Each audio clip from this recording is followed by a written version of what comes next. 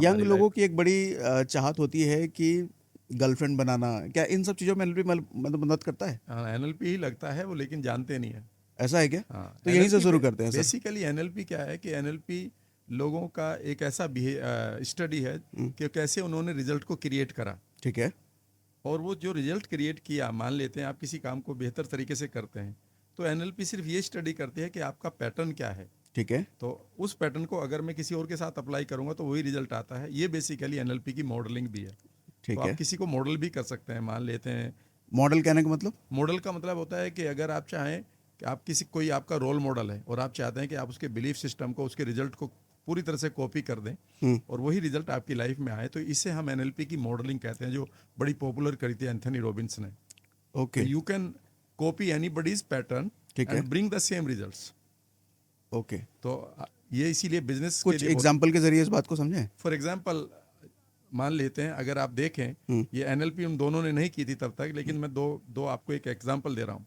वो है सचिन तेंदुलकर और सहवाग का। हम्म। आप कभी भी देखिएगा जो पहली इनिशियल वीडियोस हैं, हम्म। और सचिन तेंदुलकर ने भी लिखा है कि जब मैं और वीरू बैटिंग करते थे, और आज मैं उन वीडियोस को देखता हूँ अपनी हम्म। ही बैटिंग करते हुए, तो मुझे पता ही नहीं चलता कि मैं कौन हूँ और वीरू कौन है इनमें से। ओके। वीरू बेसिकली एक चीज को पूरी तरह से मॉडल कर रहा था।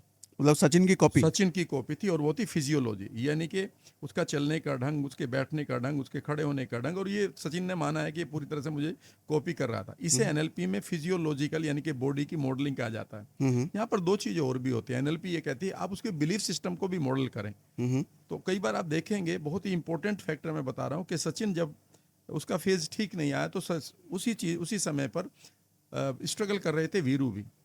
अच्छा। यानी कि आप उसको पूरी तरह से कई बार मॉडल कर रहे थे। हम्म। यानी कि बिलीफ सिस्टम को मॉडल करें, बॉडी को मॉडल करें, और एक चीज़ और होती है कि कैसे वो कोई भी डिसीजन लेता है किसी पर्टिकुलर मोमेंट पर।